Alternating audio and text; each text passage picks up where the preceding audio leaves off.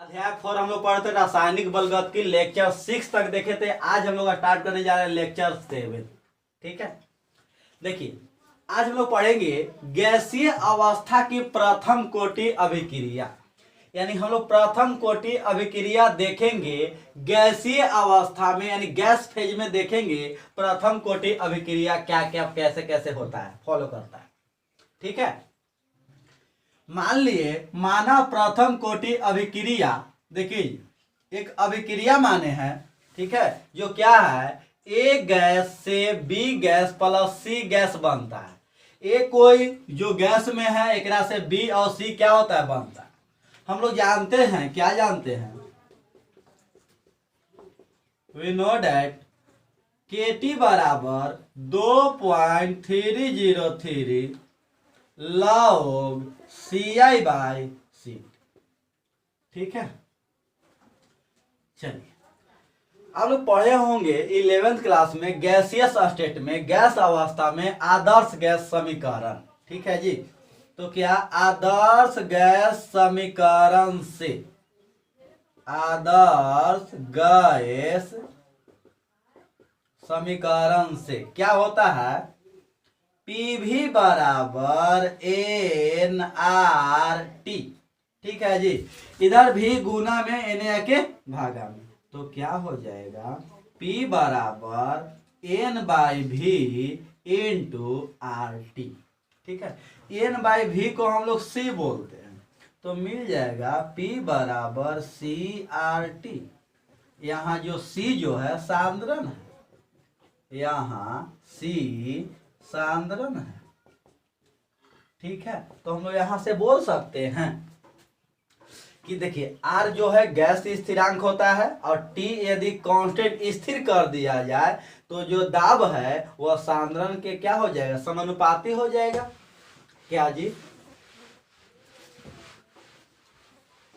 बोल सकते हैं स्थिर ताप पर, स्थिर ताप पर यानी नियत ताप पर या कांस्टेंट जो भी हो, क्या हो जाएगा, ताप भी स्थिर आर भी स्थिर, तो P जो हो जाएगा वह C के समानुपाती हो जाएगा। अर्थात PI डायरेक्टली प्रोपोर्शनल CI और PT डायरेक्टली प्रोपोर्शनल CT। ठीक है जी, तो हम लोग बोल सकते हैं कि PI बाई PT बराबर CI बाई CT। ठीक है, तो हम लोग को फॉर्मूला मिल जाएगा KT बराबर 2.303 log PI बाई PT ना, CI बाई CT, उसमें क्या हो जाएगा PI बाई PT। ठीक है, PI और PT क्या है जी, यहाँ PI गैस A का प्रारंभिक दाब है और PT समय T पर बचा हुआ A का दाब है। वही जो CI/CT होता था, CI प्रारंभिक सांद्रण होता था और CT समय T पर बचा हुआ अभिकारक का सांद्रण होता था। तो वही है कि यहाँ PI जो है गैस A का प्रारंभिक दाब है और PT जो है समय T पर बचा हुआ A का दाब है। ठीक है, अब हम लोग बात करेंगे केस A। देखिएगा क्या क्या दिया हुआ है, एन फार्मूला मिला KT बराबर 2.303 log PI बाई PT। अब हम लोग देखेंगे केस 1।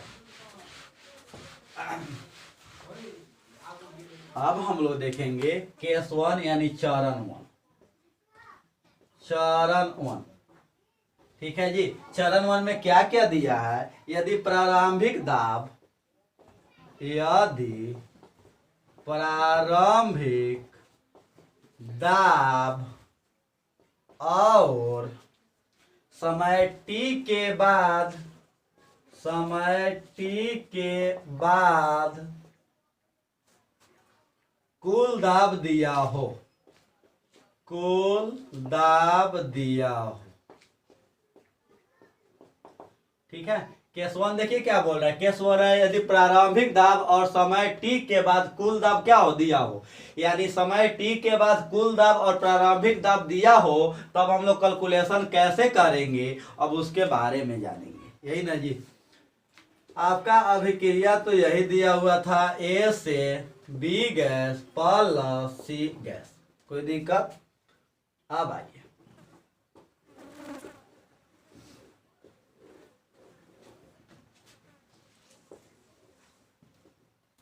ये समय है, ये दाब है। जब समय 0 है तो दाब पी आई है जी, कोई दिक्कत? और जब समय टी है तो कुल टोटल दाब कितना है, पी टी है। ठीक है। अब हम लोग बात करेंगे समय टी पर। ठीक है, क्या बात करेंगे, समय टी पर।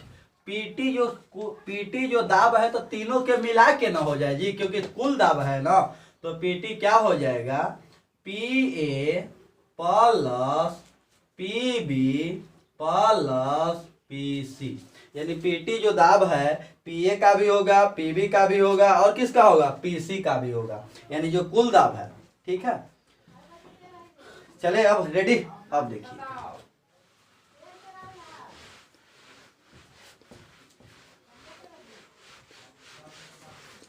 तो अब देखिए ध्यान दीजिए, क्या था, ए गैस से मिला था हम लोग को बी गैस प्लस सी गैस। ठीक है। अब मान लीजिए यदि समय 0 हो, टी बराबर 0 पर हम लोग बात करना चाहें, तो इसका प्रेशर पी आई होगा, ये 0 होगा, ये 0 होगा। ठीक है। एट टाइम टी पर बात करना चाहें, एट टाइम टी पर, तो ये एक्स बना होगा, एक्स बना होगा, तो ये कितना बचा होगा, पी आई माइनस एक्स बचा होगा। कोई दिक्कत?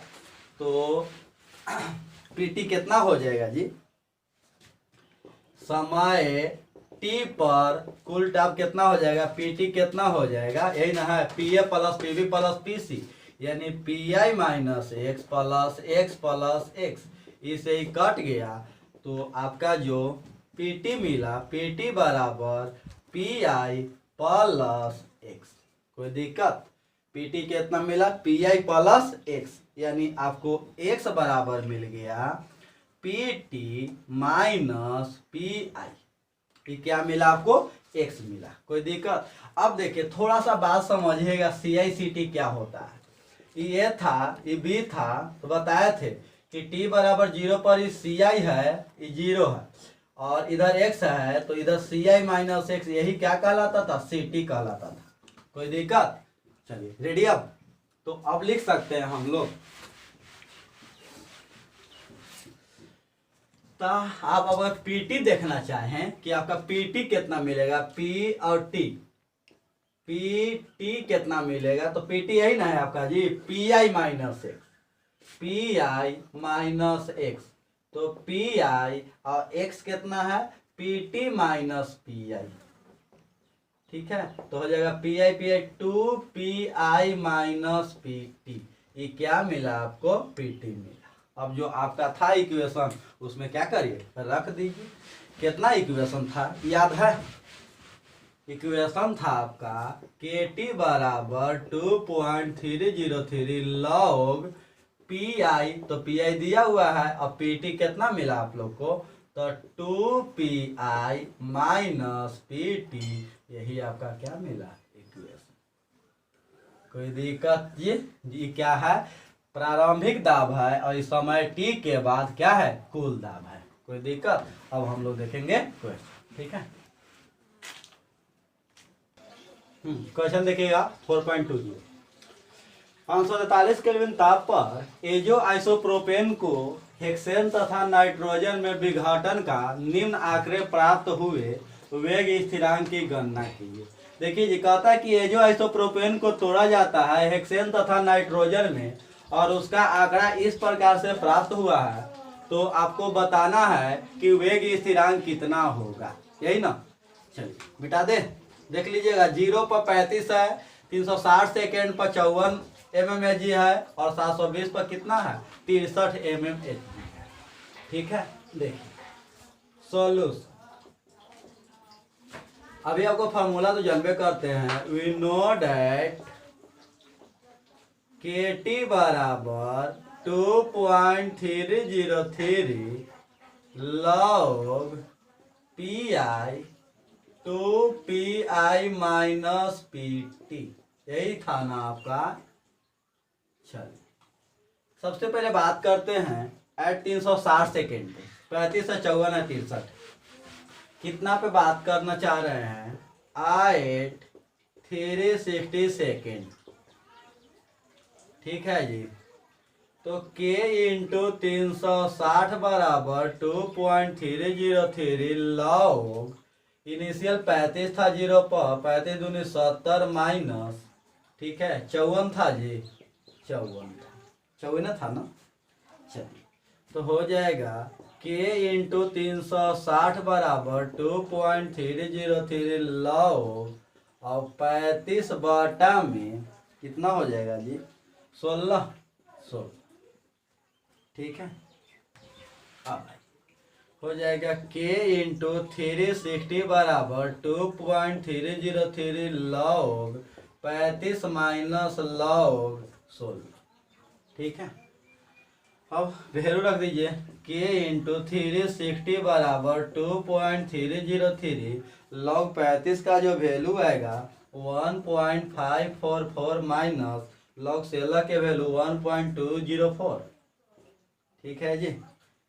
घटाइएगा इसको तो आपका आंसर, आपका वैल्यू आएगा 360 सेकेंड पर k का मान मिलेगा आपका k इंटू 360 बराबर 2.303 इंटू 0.34, यानी आपका k का वैल्यू जो मिलेगा 0.783 बटा में 360, यानी k का जो फाइनल वैल्यू मिलेगा आपको 0.00217, यानी k बराबर 2.17 इंटू 10 के पावर माइनस 3 सेकेंड इनवर्स, ठीक है। अब हम लोग देखेंगे 720 सेकेंड बना जी, 720 सेकेंड, ठीक है। अब हम लोग किस पर देखेंगे, 720 सेकेंड मिटा दे। अब हम लोग देखेंगे 720 सेकेंड, k इंटू 720 बराबर 2.303 लॉग 35 बाई 70 माइनस 63, तो हो जाएगा k इंटू 720 बराबर 2.303 लॉग 35 बटा में 7 पचे 35, 5 आ गया, तो 5 आ गया, तो k इंटू 720 बराबर 2.303 इंटू लॉग 5, तो हो जाएगा k इंटू 720 बराबर 2.303 और लॉग 5 का जो आपका वैल्यू आएगा 0.698 मल्टीप्लाई कीजिएगा, k बराबर आपका आएगा 1.607 बटा में 720, k बराबर 0.00223, यानी k का आपका वैल्यू आ जाएगा 2.23 इंटू 10 के पावर माइनस 3 सेकेंड इनवर्स, ठीक है। एगो ई के का मान मिला, एगो ऊ के का मान मिला, ठीक है ना। तो हम लोग को एवरेज निकाल दीजिए, तो रेट कांस्टेंट क्या हो जाएगा, रेट कांस्टेंट बराबर k1 प्लस k2 बाई 2, पहला को k1 बोल दिए, दूसरा को क्या k2 बोल दीजिए। तो पहला आपका आया था 2.17 इंटू 10 के पावर माइनस 3 प्लस 2.23 इंटू 10 के पावर माइनस 3 बटा में 2, 10 के पावर माइनस 3 कॉमन ले लीजिएगा और इसको जोड़िएगा तो 7 3 10 की 0, हाथ में 1, 2 1 3 और 1 4.224 इंटू 10 के पावर माइनस 3 बटा में 2, यानी 2.2 इंटू 10 के पावर माइनस 3 सेकेंड, यही क्या हो गया, आंसर हो गया, यानी यही आपका के का फाइनल आंसर आ गया, ठीक है। लिख लीजिएगा। देखिएगा अगला क्वेश्चन 4.21 कहता है स्थिर आयतन पर SO2Cl2 के प्रथम कोटि के ताप अपघटन करने पर निम्न आंकड़े प्राप्त हुए। SOCl2 त्रुट के SO2 प्लस Cl2 बना अब क्रिया वेग की गणना कीजिए जब कुल दाब क्या था 0.65 एटीएम था। कोई दिक्कत? ये आपका आंकड़ा दिया। चलिए फिर वही लगाते हैं, पहले के निकालते हैं उसके बाद है ना कुछ होगा जी। क्या था? सॉल्यूशन वी नो डैट, जो जानते हैं लिखिए के टी बराबर 2.303 लॉग पी आई बाटा में 2 PI माइनस टी। बात करना चाहते हैं 100 सेकेंड पे एट टी बराबर 100 सेकेंड, तो के गुने 100 बराबर 2.303 लॉग पी आई कितना है 0.5, P I minus P T था, ध्यान दीजिएगा।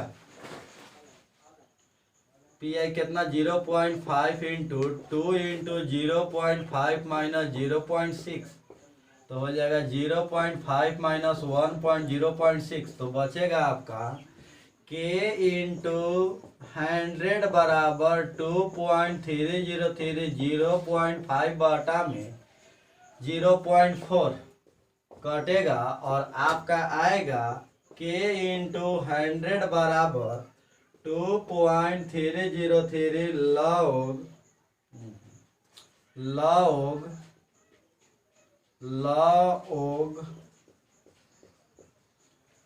लॉग 5 बटा में 4, तो के इंटू 100 2.303 लॉग 5 माइनस लॉग 4, तो हो जाएगा के इंटू 100 2.303 0.698 माइनस 0.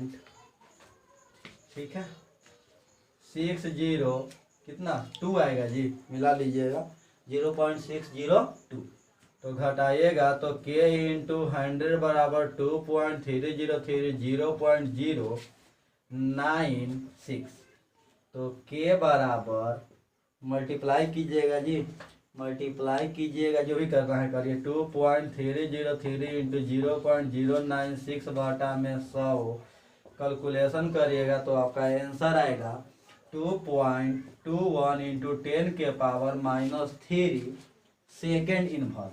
के मिल गया आपका, ठीक है। लेकिन हमको निकालना है अभिक्रिया वेग, ठीक है, चले ना। तो अभिक्रिया वेग हम लोग कैसे निकालेंगे, बात समझिएगा पहले अच्छा से। देखिए आप लोग जानते हैं कि सपोज करिए ए था, ये बी था और ये सी बन रहा था, तो ये अगर 0 पर पी आई था, 0 था, ये एक्स था, पी आई माइनस एक्स था, तो पी टोटल जो आता था P I minus X plus x cut गया, यानी x बराबर आया था आपका पी टोटल माइनस पी आई। कितना आया था? पी टोटल माइनस पी आई एक्स आया था, यही ना। अब ई होता था आपका पी टी, ये क्या होता था आपका पी टी। रफ में ध्यान दीजिएगा, बात समझने की कोशिश कीजिएगा। तो लिख सकते हैं अभिक्रिया वेग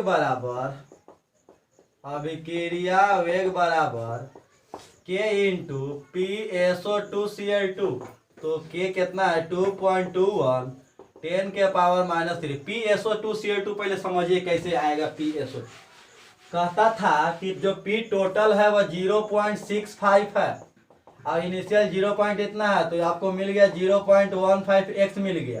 तो पी टी ना हमको लिखना है जी, पी टी ना, तो पी आई माइनस एक्स यानी 0.50 माइनस 0.15, तो 2.21 इंटू 10 के पावर माइनस 3 0.35 मल्टीप्लाई कीजिएगा तो आंसर आ जाएगा 7.735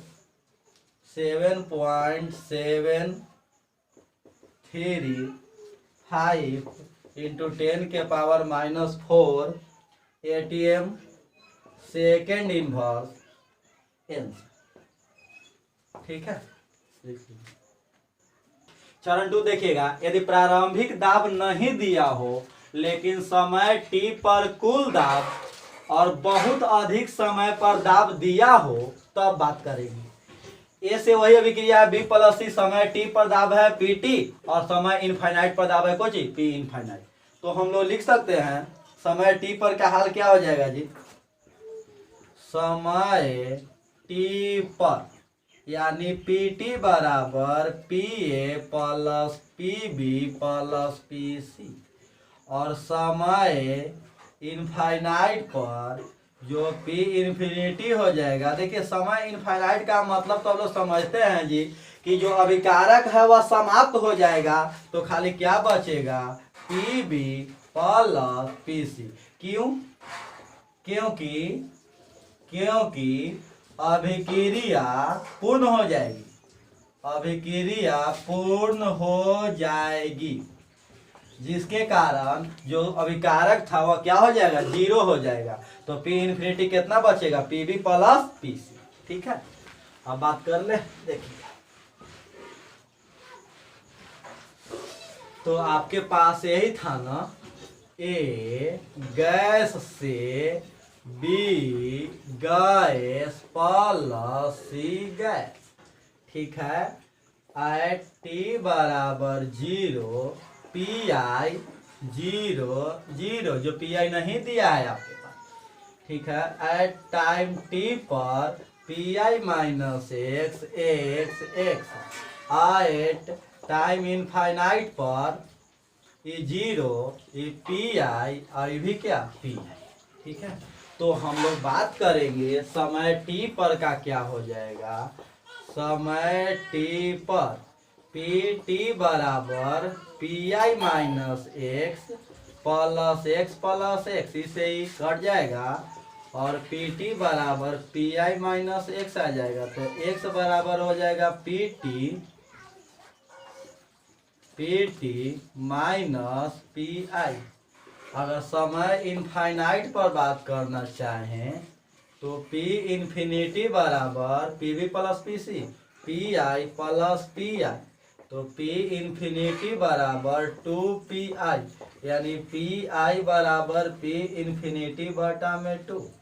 ठीक है, अब हम लोग बात करना चाहेंगे पी टी क्या होता है, पी आई माइनस एक्स, तो पी आई माइनस एक्स कितना है, पी टी माइनस पी आई, यानी 2 पी आई माइनस पी।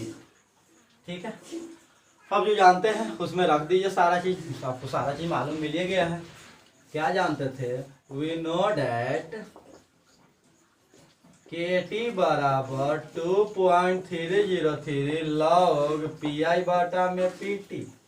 ठीक है जी, तो के टी बराबर 2.303 लॉग पी आई बटा में 2 P I minus P T. ठीक है, आपको पी आई का मान मालूम है, पी इन्फिनिटी बटा में 2, रख दीजिए पी इन्फिनिटी बटा में कितना 2, तो हो जाएगा के टी बराबर 2.303 लॉग पी इन्फिनिटी बटा में 2 गुने पी इन्फिनिटी बटा में 2 माइनस 50, इसे ही कट जाएगा, तो आ जाएगा के टी बराबर 2.303 लॉग पी इन्फिनिटी बटा में 2 इंटू पी इन्फिनिटी माइनस 50। यही क्या मिला, आपका इक्वेशन मिला।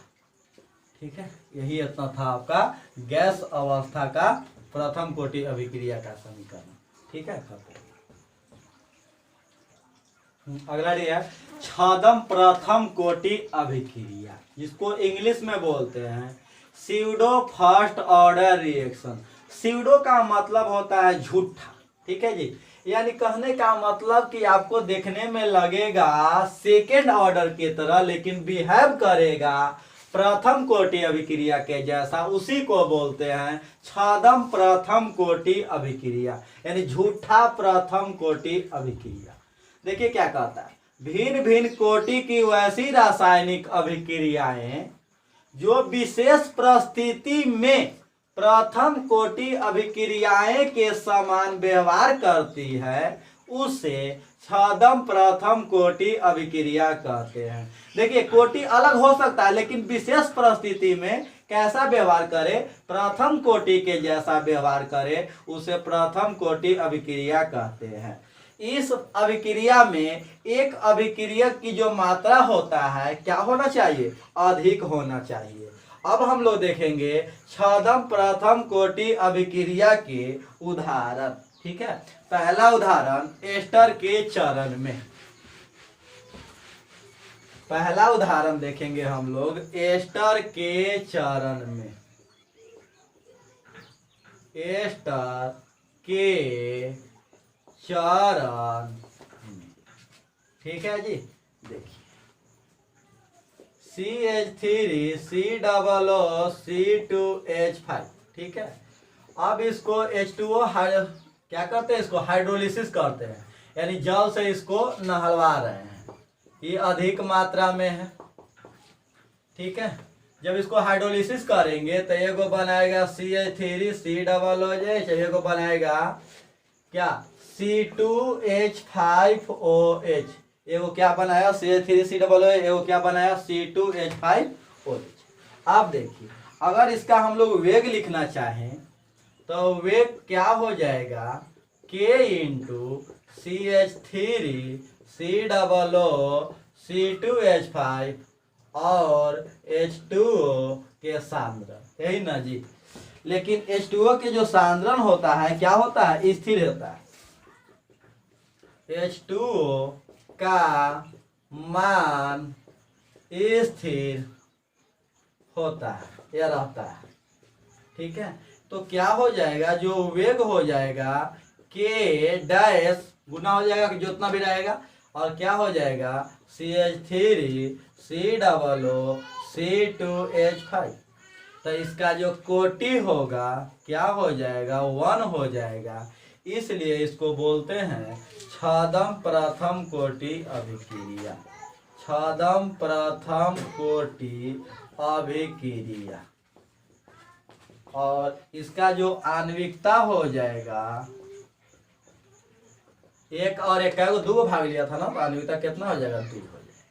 ठीक है, ये पहला एग्जाम्पल था। अब दूसरा एग्जाम्पल देखिए सुक्रोज के चरण में। ठीक है, दूसरा एग्जाम्पल देखिए सुक्रोज के चरण में। सुक्रोज के चरण में ये है एग्जाम्पल नंबर दूसरा। C12H22O11 को H2O ये भी अधिक मात्रा में प्रेजेंट है आपके पास। ठीक है, बनेगा क्या C6H12O6 ग्लूकोज और C6H12O6 फ्रक्टोज। अगर इसका हम लोग वेग लिखना चाहें तो वेग हो जाएगा K into C12H22O11 into H2O का मान स्थिर रहता है, तो आपका वेग हो जाएगा C12H22O11। ठीक है, ये भी क्या हो जाएगा कोटि 1, तो छदम प्रथम कोटि अभिक्रिया। और इतना कितना हो जाएगा, 2 हो जाएगा। तो यही दो को क्या था, छदम प्रथम कोटि अभिक्रिया के उदाहरण था। ठीक है, देख लीजिए। अगला लीजिएगा वेग स्थिरांक का तापमान पर प्रभाव। ठीक ना, वेग स्थिरांक तापमान पर कैसे निर्भर करता है उसके बाद सबसे पहले है पहला हेडिंग है ताप गुणांक। देखिए किसी रासायनिक अभिक्रिया के 10 डिग्री सेल्सियस तापांतर पर निर्धारित वेग स्थिरांकों के अनुपात को उसका क्या कहते हैं, ताप गुणांक कहते हैं। जैसे ताप गुणांक बराबर अगर नीचे 15 ले रहे हैं तो ऊपर कितना 25 डिग्री पर लेना पड़ेगा। अगर नीचे 35 ले रहे हैं तो ऊपर 45, नीचे 27 ले रहे हैं तो ऊपर 37, यानी 10 डिग्री के अंतर पर जो वेग स्थिरांक का अनुपात आता है उसी को क्या कहते हैं, ताप गुणांक कहते हैं। ताप गुणांक का मान हमेशा 2 और 3 के बीच होता है। ठीक है,